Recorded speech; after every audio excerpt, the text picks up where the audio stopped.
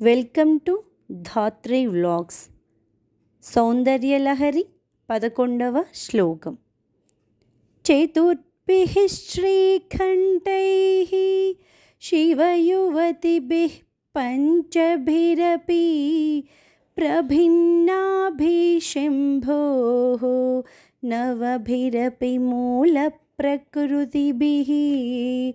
చతుశ్చత్వారింశత్ వసుదళకళాస్రస్త్రివలయా త్రిరేఖాభిः సార్ధం తవ శరణకోనాః పరిణతాః.